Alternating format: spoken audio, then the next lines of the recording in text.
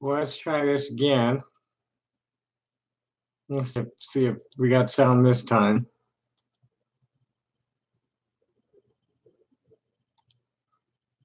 Do we have sound? Do we have sound? We have sound. Yay. Okay.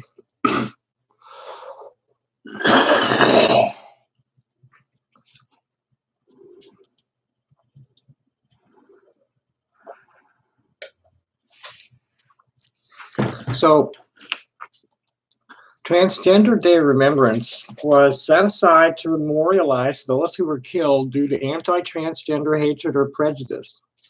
The event is held in November to honor Rita Hester, whose murder on November 28, 1998, kicked off the Remembering Our Dead web project and a San Francisco candlelight vigil in 1999. Rita Hester's murder, like most anti-transgender murder cases, has yet to be solved. They've been doing a little better this year. They've caught a few, and they've given some heavy sentences too. Although not every person represented during the Day of Remembrance is self-identified as transgender, that is, as a transsexual, crossdresser, or otherwise gender variant, each was a victim of violence based on bias against transgender people. We live in times more sensitive than ever to hatred-based violence, especially since the events of September 11th, 2011, or 2001. Yet even now, the deaths of those based on anti-transgender hatred or prejudice are largely ignored. Over the last decade, more than one person per month has died due to transgender-based hate or prejudice, regardless of any other factors in their lives. This trend shows no sign of abating. The trans awareness of hate crimes against transgender people, an action the current media doesn't perform. The Day of Remembrance publicly mourns and honors the lives of our brothers and sisters who might otherwise be forgotten. Through the vigil, we have expressed love and respect for our people in the face of national indifference and hatred. Day of Remembrance reminds non-transgender people that we are their sons, daughters, parents, friends, and lovers. Day of Remembrance gives our allies a chance to step forward with us and stand in vigil, memorializing those of us who died by anti-transgender violence. And this page was taken from Remembering Our Dead, and I can't read the whole list. Fierce. I can't read the whole list. This is, where's the American list? I don't think I can read that either. 20 years ago was the worst year of my life. I was cleaned out of just about everything I owned by highway robbery. I had a near fatal accident near the end of the year.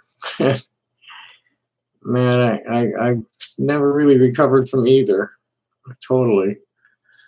I'm not going to conversing or asking questions. I just wanted to read that and read something I sent my father. And the title of that was Things to be Thankful for on the Transgender Day of Remembrance. And a new great-grandbaby for one, Mazel Tov. My sister's son and his wife had a child, or my sister's daughter-in-law had a child by her, whatever. They had a new baby. I forget if it was a boy or a girl. I should look.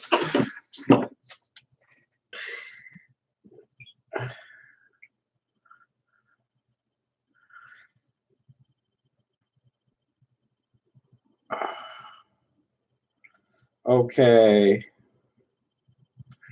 Baby girl by the name of Ava Joan.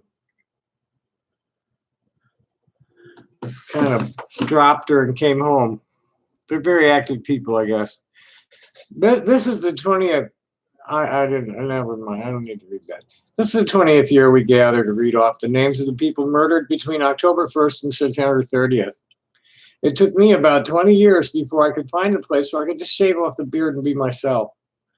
Every time I read about a murder, severe beating, or some discriminatory crap like at airports or in bathrooms, I give thanks for being a trans Tucsonan. Even though I don't really try to dress the part, people relate to me easily as female. If they read me as male, I just say that I'm not, and most will apologize. I rarely have to school anybody about what trans is, and then only have to say that the only choice we make is to stop pretending to be something that we're not. I can count on the fingers in my hands the number of times anybody has said mean, stupid shit to my siblings elsewhere here every day, and have fingers to spare. There's one, there's only been one newsworthy assault on a trans person in all the time I've lived here. What happened to our family is only one of many sad stories from previous generations, most of them horrific, including murder, suicides, terrible beatings, and even rapes of daughters to make them into proper women. It was in conversion therapy, while seeing no equivalent harm in affirmative protocols, such as letting the kids choose how long to wear their hair, how they dress, and what they play with. These kids who are allowed to socially transition young are thriving, testing out on a par with or superior to their cisgender classmates across the board on behavioral health parameters and scholastic aptitude. I'll never get my childhood back, but I certainly can stand strong with the parents of queer kids as an example of what happens when the kid is forced into an unnatural gender role. And thankfully, ours is one of the least unhappy of all the hundreds I've read. We're witnessing the emergence of the first generation of happy trans kids and reasonably well-adjusted trans adults. There are some that say that this will be the last front of the civil rights struggle. It'll either lead to a lasting and just peace or utter chaos as civilization crumbles. Nobody's saying nothing. And like I said, I don't stand long. I'm not here to ramble tonight. See if there's anything else worth reading about Transgender Day of Remembrance. I'll read the American names if I find them, which I'm sure I will.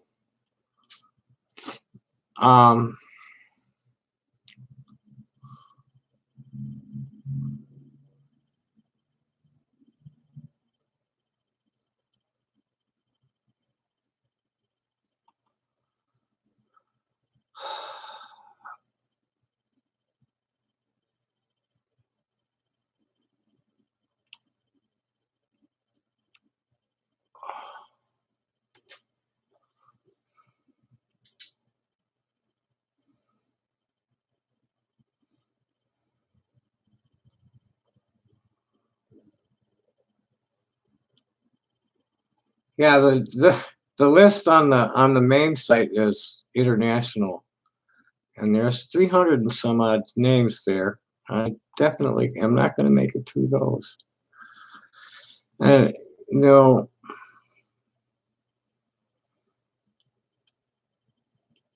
people that are being subjected to violence just because they're queer. There's no other reason.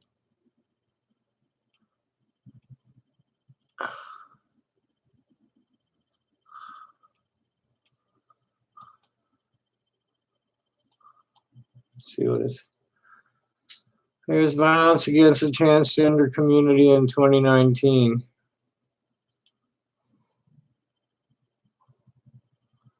Here we are, 6th. Dernisha Duncan Boyd, an Alabama-based trans advocate, said she was a person that was loved by many. Jaslyn Ware, a Black transgender woman, was found dead in her Memphis apartment in March. Her death is being investigated as a homicide, according to the advocate. Our community in Memphis is mourning the death of Jaslyn Ware, a Black trans woman and beloved friend, said the Transgender Law Center in a press release. Further details are unknown as of May 31st, 2019.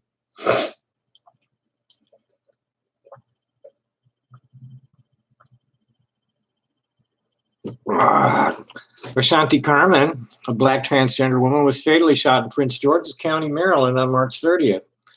Until I leave this earth, I'm going to continue on loving her in my heart, body, and soul, said Philip Williams, Carmen's fiance. She did not deserve to leave this earth so early, especially in the way that she went out. Claire Legato, a Black transgender woman, was fatally shot in Cleveland on April 15th.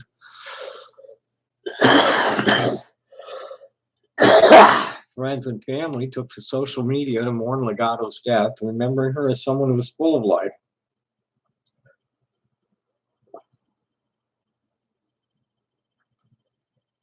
Malaysia Booker, 23. A black transgender woman was fatally shot in Dallas on May 18th. Friends, family, and advocates across the country took to the social media to mourn Booker, sharing their shock and disbelief. Such a beautiful spirit taken too soon, wrote one person. She's lived her life and loved all of who she was. Michelle Tamika Washington, 40, a black transgender woman, was fatally shot in Philadelphia on May 19th. Washington was also known by the name of Tamika, is remembered by friends and loved ones as a beloved sister and gay mother. Paris Cameron, 20, a black transgender woman, was among 3 people killed in a horrific anti-LGBT shooting in a home in Detroit on May 25th, according to local reports. Alunte Davis, 21, Timothy Blanchard, 22 gay men were found dead at the scene, and Cameron was taken to the hospital where she died from her injuries. 2 other victims were shot but survived. This case illustrates the mortal danger faced by members of Detroit's LGBTQ community, including transgender women of color, Fair Michigan President Leon McGuire said. Shynell Lindsay, 26, a black transgender woman, was found dead in White Rock Lake, Dallas, with signs of homicidal violence on June 1st, according to police. Friends, family, and community members took to social media to share their shock at her death, describing her as smiling and a person I had never seen mad. Chanel Skurlock, 23, a black transgender woman, was found fatally shot in Lumberton, North Carolina on June 6th. Rip, baby, wrote a friend at Facebook. You lived your life as you wanted. I'm proud of you for being unapologetically correct about your feelings and expectations of you. Zoe Spears, 23, a black transgender woman, was found with signs of trauma near Eastern Avenue in Fairmount Heights, Maryland, and later pronounced dead on June 13th, according to local reports. She was my daughter, very bright and very full of life, transgender advocate Ruby Corrado, the founder and executive director of Casa Ruby, told HRC. Casa Ruby was her home. Right now, we just want her and her friends, the people who knew her, to know that she was loved. Brooklyn Lindsay, a black transgender woman, was found dead in Kansas City, Missouri on June 25th, according to local news reports. I love you, Brooklyn Lindsay, who wrote a friend on Twitter, I should live on for you. Rest in power, sister. Denali Barry Stuckey, 29, a black transgender woman, was found fatally shot in North Charleston, South Carolina on July 20th. I lost my best friend, first cousin, wrote a family member on Facebook. We were more than cousin. We were like brother and sister. I love you so much, Boo. Tracy Single, a black transgender woman, was killed in Houston on July 30th. Rest in power and peace, Tracy, wrote Monica Roberts, Houston-based transgender advocate. You were taken away from us way too soon. Bubba Walker, 55, a black transgender woman, was killed in Charlotte, North Carolina in late July. Walker was reported missing on July 26th. She is remembered by friends and family as one of those people who was really fun to be around. She was very kind and she loved helping people. Kiki Fantleroy, 21, a black transgender woman, was fatally shot in Miami on July 31st. Fantleroy's mother remembered her as having a heart of pure gold and being a very loving person. She also pleaded for justice for her daughter, saying, my baby, please help bring justice to my baby. Jordan Kofer, 22, was among the 9 victims killed in a mass shooting in Dayton, Ohio on August 4th. While Kofer was only out to a handful of close friends and used the pronouns he, him, his on his social media profile, he is remembered by friends as extremely bright and well-liked. A friend told Splinter News that Jordan was probably one of the sweetest people you would ever meet, a true saint, but he was also very scared constantly. He tried to give the best to everyone. Pebbles LaDime Doe, 24, a black transgender woman, was killed in Allendale County, South Carolina on August 4th. Doe's friends and family remembered her as having a bright personality, being someone who showed love, and who was the best to be around. Bailey Reeves, 17, a black transgender teen, was fatally shot in Baltimore, Maryland on September 2nd. She's remembered as a person who lived her life to the fullest. B. Love Slater, 23, was killed in Clewiston, Florida on September 4th. Slater is remembered by loved ones as someone with a really, really sweet heart who never harmed anyone. DiMaggio Jamar Berryman, a black gender nonconforming person, was killed in Kansas City, Kansas on September 13th. Local activists and community members joined family and friends in vigil and took to social media to mourn Berryman's loss. Italy Marlowe, 29, a black transgender woman, was found shot in Houston on September 20th. She was transported to a nearby hospital where she was pronounced dead, as reported by Monica Roberts of Transgrio. You deserve to live a life, a full life, a robust life, surrounded by people who embrace and celebrate your real self, wrote Sue Carr, an LGBTQ columnist. Brianna B.B. Hill, 30, was fatally shot in Kansas City on October 14th. Kansas City Police Captain Tim Hernandez told local press the alleged shooter remained at the scene until they arrived. She was a beloved member of her community, a fan of the Kansas City football team, and loved spreading joy by sharing funny videos on her Facebook page. Additionally, HRC is deeply concerned about the deaths of Joanna Joa Medina and Laylene Polanco, whose stories we're following closely. This Joanna Medina, 25, died at a hospital in El Paso, Texas, just hours after being released from ICE custody. She suffered severe health complications that went untreated while she was in detention, according to Diversidad Sin Fronteras. According to OJ Pataya, an advocate with the group, Medina was dreamed of coming to the U.S. to become certified as a nurse, and she was unable to practice as a transgender woman in her home country. Laylene Polanco, 27, was found dead in a cell at Rikers Island on June 7th. Polanco was described by those who knew her as a sweet, amazing, and generous human being. And that's the Americans who died last year. Hi, MS. How are you this evening? I'm about done.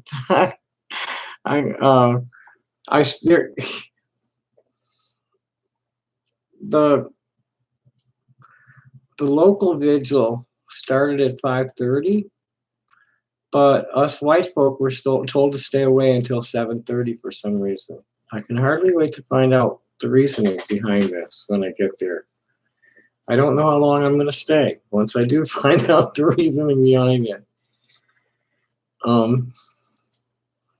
I can't see how excluding the white folk can be doing them any good. Right. Well, it's happening all over the country.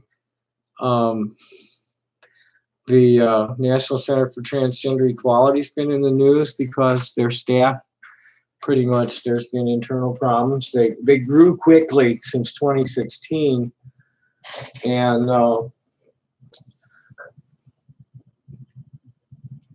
there were some issues with people of color complaining about their treatment or something. I don't know. I've never seen any detail. All I know is that they tried to unionize, and that got rejected. I don't know. I really don't know what to say about that. It's a very confusing situation. No, I'm like, there aren't many old folk in the community here. Hey, Bob Dog, happy day. No, I'm gonna go, and I might make a scene, but I'm gonna go.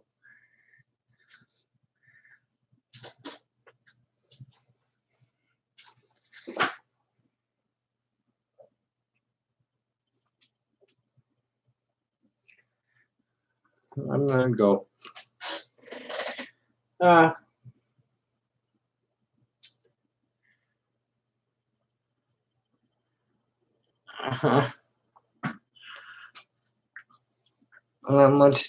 many people left here. Well, see, that's the thing of it, is that it's not.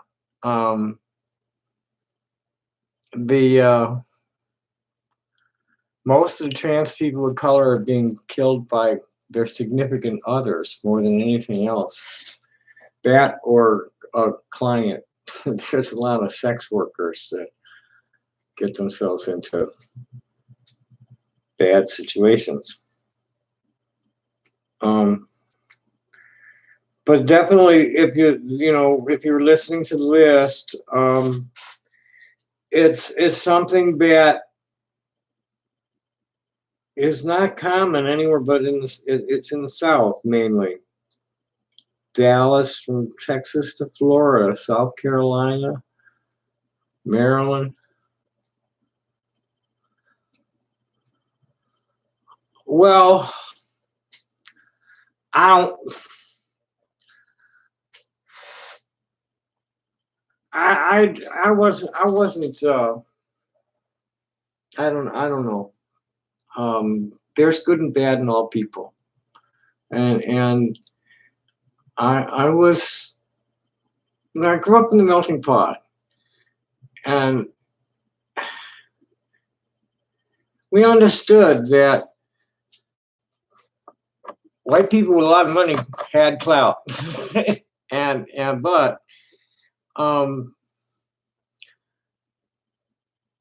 we were taught to embrace otherness, that race and religion and country of origin and all that happy shit didn't mean anything bad.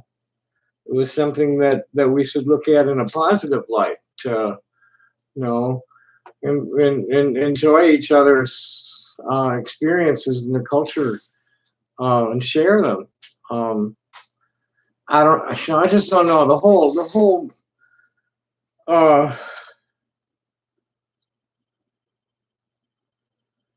it's the same people. You get, no matter who, no matter what marginalized, oppressed minority you happen to say you're representing, it's the same people ultimately are responsible for their misfortunes. And that's the Rothschild Rockefeller, Rothschild Morgan New World Order cartel. If we were to neutralize those people,